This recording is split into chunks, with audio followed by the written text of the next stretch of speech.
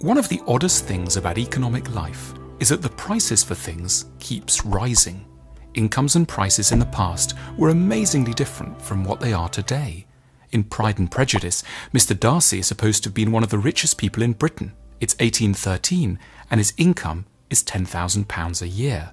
Today, that's less than half of what a primary school teacher straight out of college would earn.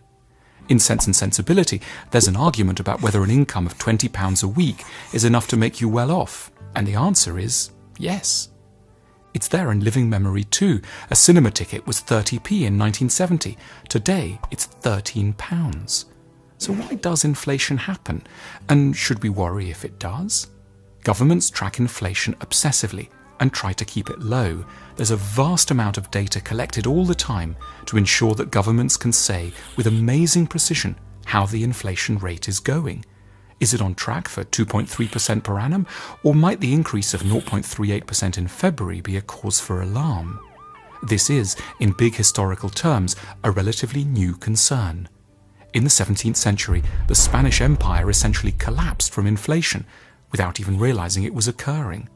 So, over time, societies have become obsessed with measuring inflation and very focused on managing it.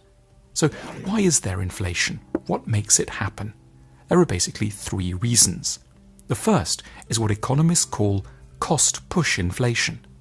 This is where the costs to businesses rise and are then passed on to customers. There can be a lot of reasons for these rises. Firstly, raw materials, especially oil, might get more expensive for a very nice reason, because a lot of countries are developing and doing well. Secondly, workers might be asking for more money and succeeding either because they've organised themselves well politically or because schools and colleges haven't been training enough workers in the skills that companies need. Thirdly, land rents might be increasing because not enough factories and offices have been built, which tends to come down to political failures around building permits. The result of all this is that businesses then push their extra costs onto the consumer by raising prices. They don't want to, it's a scary move, but they have no choice. They'd go out of business otherwise. The second kind of inflation is called demand inflation. This is when there are increases in the number of people who want something whose supply can't keep up. The most common cause of demand inflation is an otherwise rather nice thing, that people are getting richer and have more money to spend. That's why government can cause inflation by lowering taxes. Everyone loves tax breaks because they raise disposable income, but in the longer term, raising demand can also cause price rises, thereby negating some of the initial boost of the tax break. Similarly, a fall in interest rates may cause short-term pleasure and long-term inflationary pressure. If interest rates on loans or mortgages fall, we might be tempted to take out a loan to buy the new car we've always wanted. But the car company, sensing solid demand, will soon enough jack up the price. If banks and governments inject more cash and credit into the economy, people have more money to spend. But if they're all chasing the same number of goods as before, it just means they can all offer more for the same. This is what happened around housing in the UK, particularly in London. There are broadly the same number of houses there were 25 years ago, but they all cost an absurd amount more. The third classic cause of inflation is governments printing money. There's a deep logic behind this idea, which can at first sound almost criminal. Governments often want to stimulate the economy to create more jobs, so they print more money. This can be done literally by increasing the number of notes in circulation, or they can do it by increasing government debt or by letting banks make bigger loans on the same security. In all these cases, the amount of money in circulation increases. But there's a big problem, because after a while it means the worth of every note starts to fall, because more notes are chasing the same number of things to buy. There's more money about, but it doesn't buy you more, it just pushes up prices.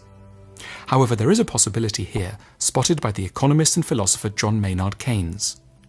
It takes time for the value of money to fall, so for a little while there can be more cash around and prices haven't yet risen.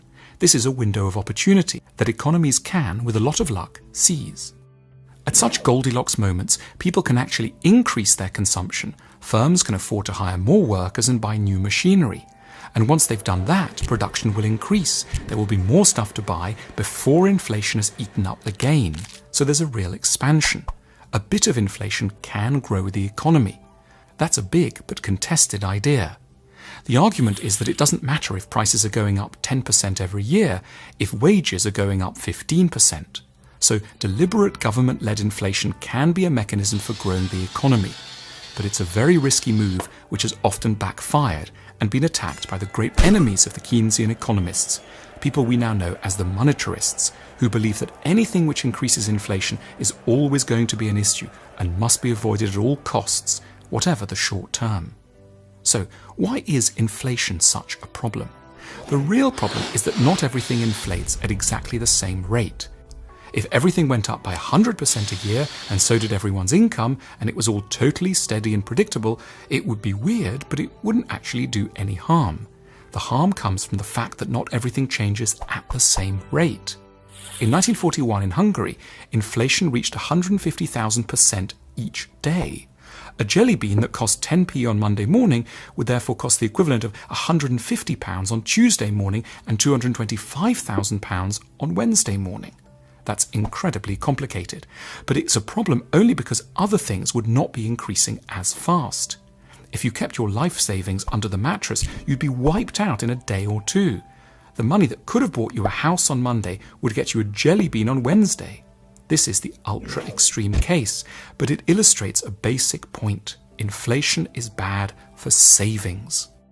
There's no point in putting money aside, and that's a pity, because saving money, the attitude of saving up for things before you buy them, is an admirable characteristic. Keeping inflation low rewards prudence. It helps long-term planning, because you can know what your money will be worth in the future, and this rewards taking care around costs.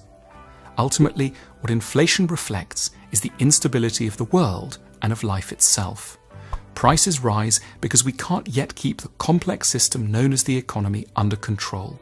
There's always something going wrong or growing or falling or failing somewhere.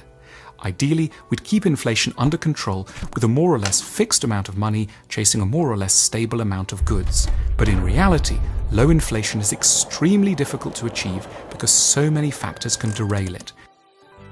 Cost of materials, cost of labour, productivity, taxes falling or rising, exchange rates, again, falling or rising, a growing domestic economy, a neighbouring economy that's growing, falling interest rates, the buying of government bonds, or the printing of money.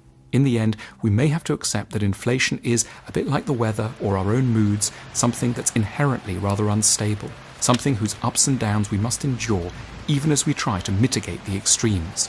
Learning to live with inflation belongs to wisdom.